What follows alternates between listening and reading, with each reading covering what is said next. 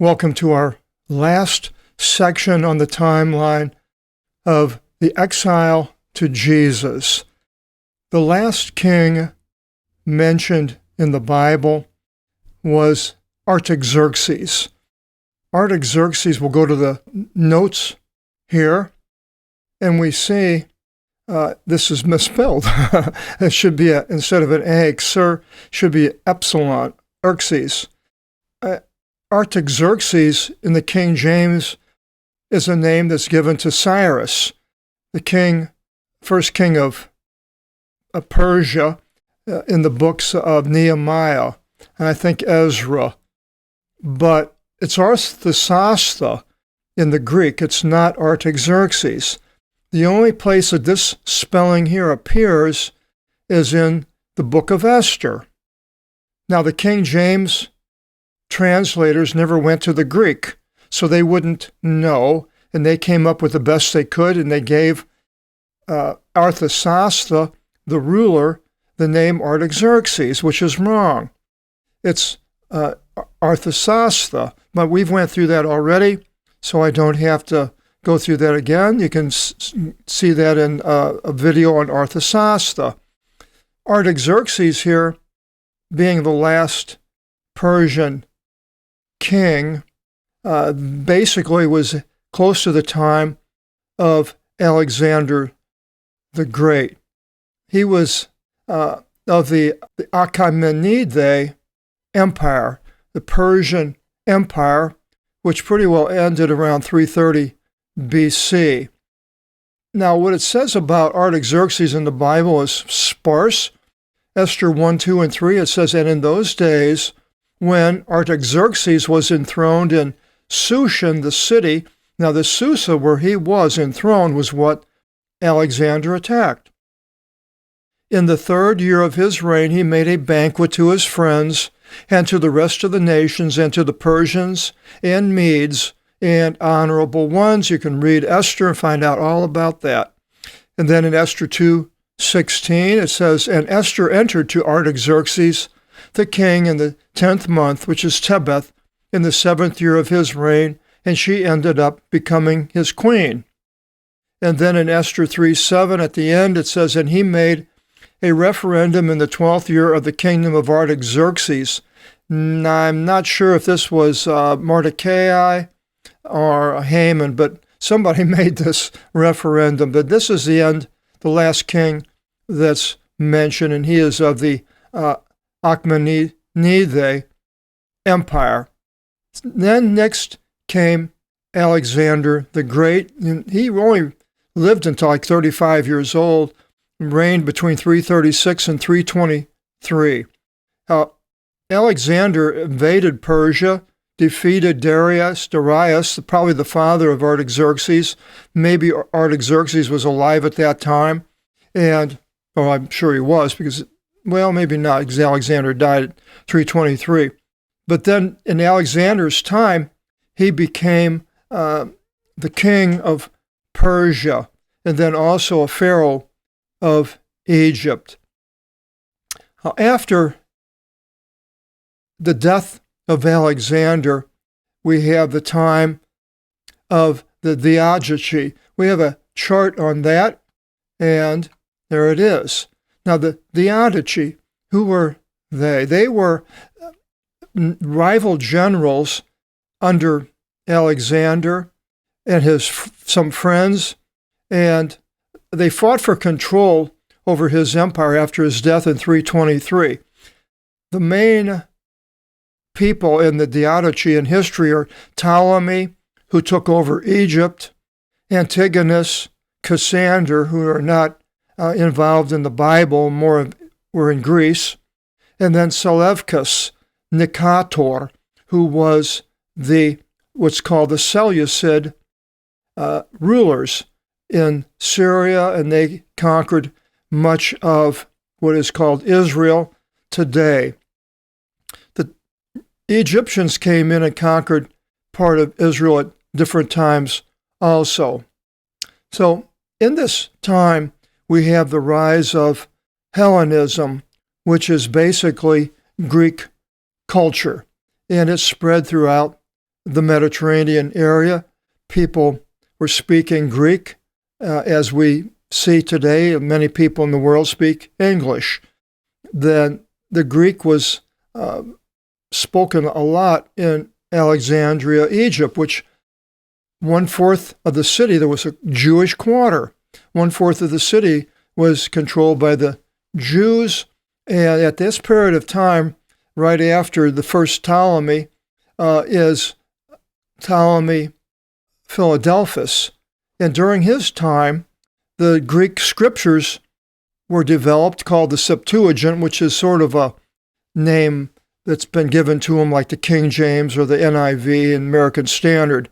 It was actually Greek writings, Hebrew writings that were translated into Greek in various parts of the world, not just in Egypt. Could have been up in Syria, could have been in Jerusalem, could have been anywhere. We really don't know. You're going back 2,300 years, 2,500 years ago. So the Septuagint now is being, Hebrew is being translated into the Greek, the Hebrew scriptures.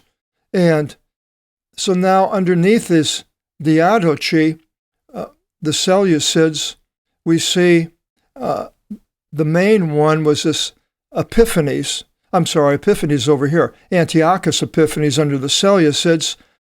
He invaded Israel and Jerusalem and apparently sacrificed a pig on the altar in the temple. And then after that, the Jews couldn't handle it anymore, and they had a war against him, which with the Maccabee family started against the Seleucid rulers. And we can see down here the Jonathan Maccabee, Simon, John Hyrcanus, they're all in the Maccabee family, and they all fought. It's called the Hasmoneans. They all fought against the Greek influence. Now, the Maccabees were basically between 167 and 141. Now, before their 200 years before Christ, and then the 350 years with Alexander and Artaxerxes, we have a period which I called a Rabbinic Judaism. We have go back to our chart. And so here are the Diadochi, the Seleucids, the Vasiliaton Selevkidon, and then Rabbinic Judaism. Well, what is Rabbinic Judaism? The Jews were scattered throughout the world, called the diaspora, as they were by the Romans later. And these people throughout the world were not able to go to Jerusalem to sacrifice, to have the high priest officiate, and things like that. So these Jews throughout the world had rabbis who decided on their own to develop their own ideas. And they developed what's called the Halakha.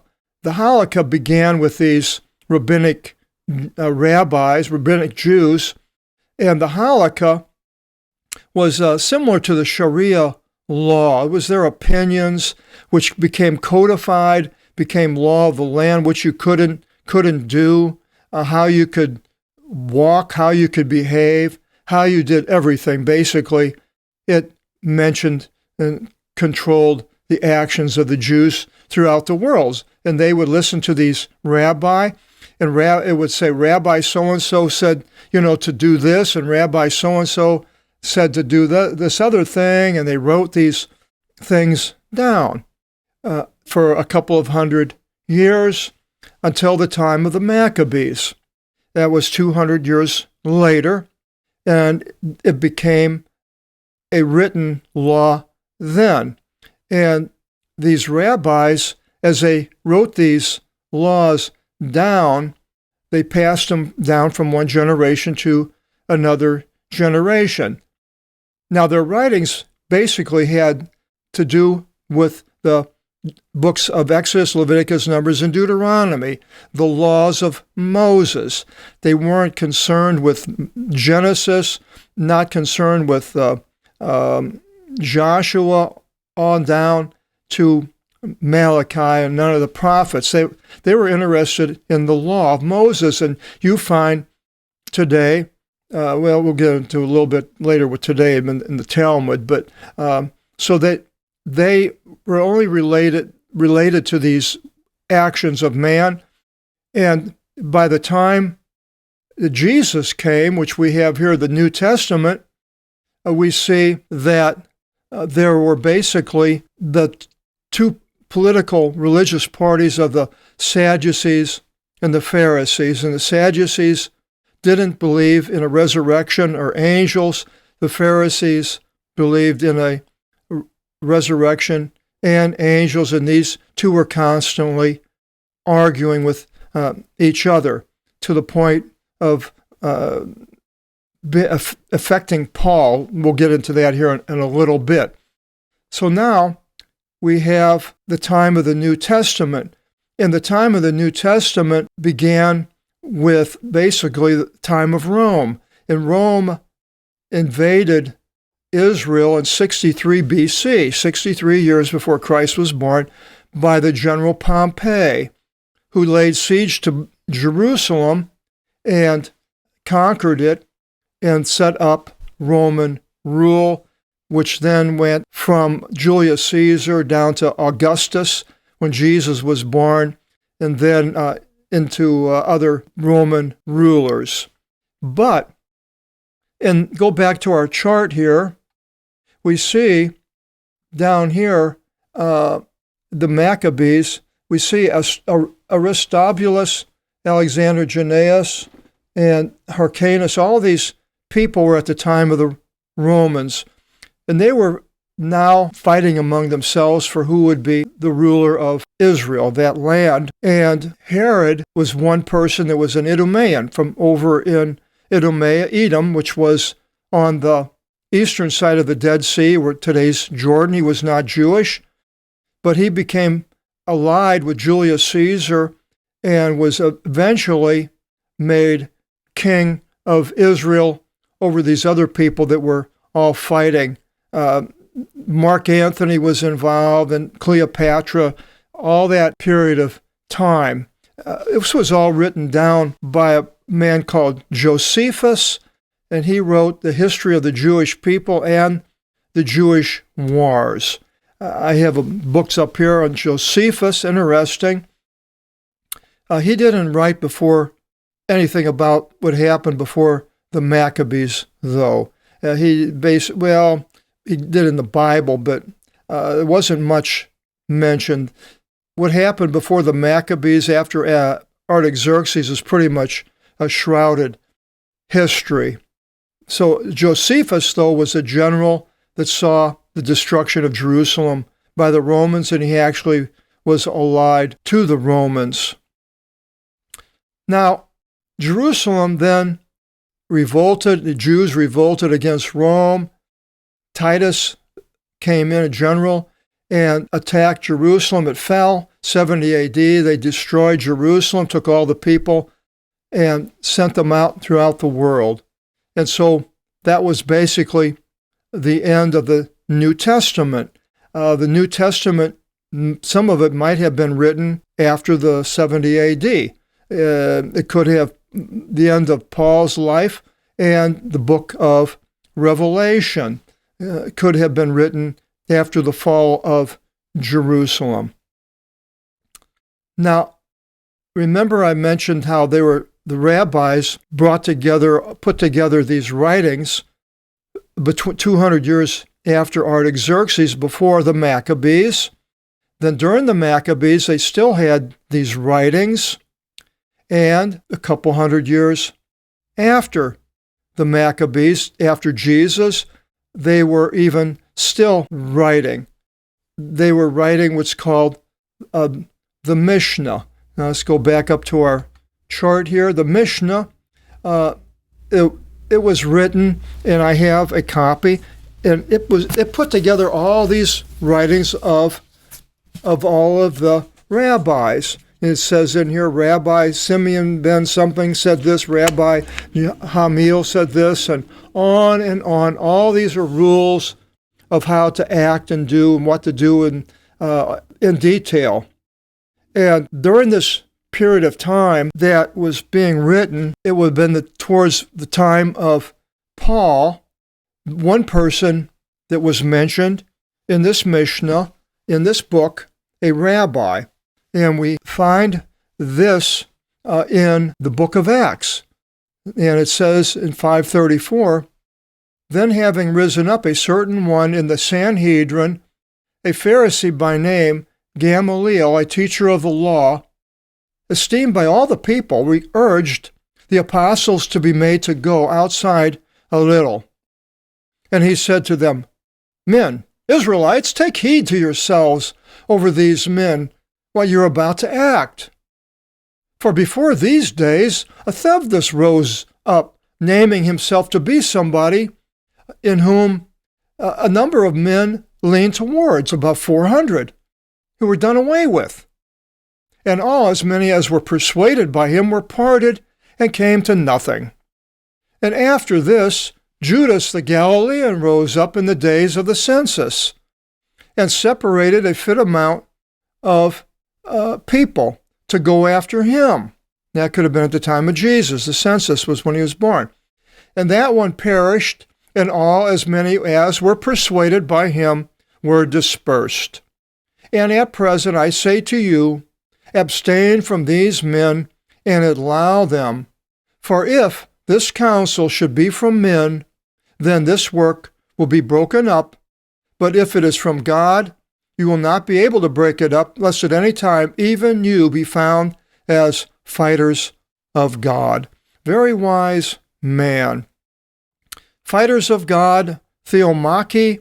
I wanted to put together a study on theomachy.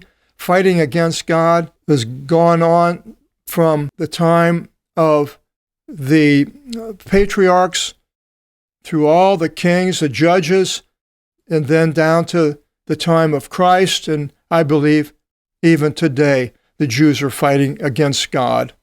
But that's another story. So Gamaliel, now where else do we see Gamaliel appear in the New Testament twice? It says in Acts 22, Men, brothers and fathers, hear my defense to you now. And Paul went back to Jerusalem knowing that he could be arrested, and he ended up going to the temple. People recognized who he was and wanted to kill him, caused a riot. Roman troops came in, grabbed a hold of Paul, and were going to flog him to find out what he said. And then he mentioned speaking to these Jews that were mad at him, and the Romans allowed him, and it says, in hearing that in the Hebrew dialect, he, Paul, called out to them, the more they, the Jews, made rest. So they okay, this is a Jew. And he says, I indeed am a man, a Jew, being born in Tarsus of Cilicia, but being reared in this city, Jerusalem, by the feet of Gamaliel, being instructed according to the exactness of the paternal law, the halakha, being zealous of God, as all you are today. So Paul was at the feet of Gamaliel.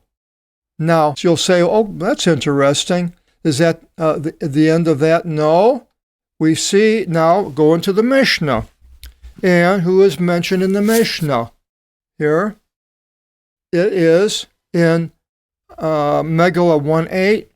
It's like a chapter and verse. The books of Scripture differ from phylacteries and mezuzahs, and phylacteries were little boxes they put on their Bible, on their heads and arms that had scriptures in them. Only in that the books may be written in any language, while phylacteries and mezuzah may be written in the Assyrian writing only. But then it mentions here, Rabban Simeon B. Gamaliel says the books too, they have only permitted to be written in Greek. And the footnote underneath says meaning, of course, in addition to Hebrew. So we now have Gamaliel putting the stamp on the Septuagint, the Greek scriptures, and this is what we are studying, the Greek Old Testament, that Gamaliel said that they were permitted to be written in Greek. But after the crucifixion of Jesus and the rise of Christianity, things went sour with the Jews, became angry about the Christians, didn't want anything to do with the Greek, and so they were spread around throughout the world, and they developed what's called the Talmud. Now, what is the Talmud? Well, there's two, the Jerusalem Talmud and the Babylonian Talmud. The Jerusalem Talmud was put together in 350 BC to 400 AD to 400 AD in Tiberias, Caesarea, during the reign of Constantine the Great, the beginning of the Christian rule of Rome. And then the Babylonian Talmud, another 100 years later, in Constantinople, underneath the Christian reign. And so, what is the Talmud? Okay, they had the Mishna, and they also had other writings that rabbis would study the Mishnah, and they would say, Rabbi said this, and Rabbi that said this, and they would write something down, and they would argue these points of what the rabbi said and which one is right to do and everything. And you had this giant writing of all these Jews for 300 or 400 years writing about the Mishnah. And their writings were called the Gemara. And what happened then is in the time of the Talmud's development, they put the Gemara, all the writings about this book, together with this book together, and it's called the Talmud, and they studied that. That's all they study, basically. You go and look at the Hasidic Jews, and it's all arguing about the Talmud. Rabbi this said this, Rabbi that. That's why you see, when you see these Hasidic Jews, they always have these rabbis, hundreds of thousands, and it's really something to watch, these Hasidic Jews, and how much they pay attention to the rabbis. Too bad they don't pay that attention to God. But they have rejected God. They have rejected Jesus. There's no longer a priesthood. There's no longer a temple. All they are is a bunch of men running around arguing over something that was 4,000 years ago that really is not any longer used. There's no temple and no sacrifices or anything. So the Talmud basically, my opinion, they should be reading the last 10 chapters of the book of Ezekiel, because it goes into a new laws, new sacrifices, and you can read that in the last 9 chapters of the book of Ezekiel. And I have seminars on the book of Ezekiel, last 10 chapters, and you can read, and that's far in the future for today. So this is what they should be looking at if they're really interested in knowing what the Jewish law is. But no, they look back on something that's gone instead of looking at something that's coming. Really sad. Christians don't. We see the writings of the New Testament and the book of Revelation, which is in the future, and then we tie the books of the Old Testament, prophets, Isaiah, Jeremiah, Ezekiel, Daniel, Hosea, Joel, Amos, Obadiah, Jonah, Micah, Nahum, Habakkuk, Zephaniah, Haggai, Zechariah, and Malachi. All of them we study as Christians. I don't think the Jews do. They would have to learn from us, probably. So this is the last of the section, the last part of the last entity of our timeline of the exile to Jesus. Went a little bit further. Hope you forgive me. But next we're going to go into the books of Haggai and Zechariah, who lived at the time of the last king Darius. And then we had Zerubbabel and Joshua and all these people at the same time. And we'll finish with these two prophets, Haggai and Zechariah, and then The last book I'm going to do is Habakkuk, and the reason I did that is going to make in that one last is because I missed it. I forgot it when I did the list. There's no timeline in it, so it could have happened way earlier. So that will be the last book.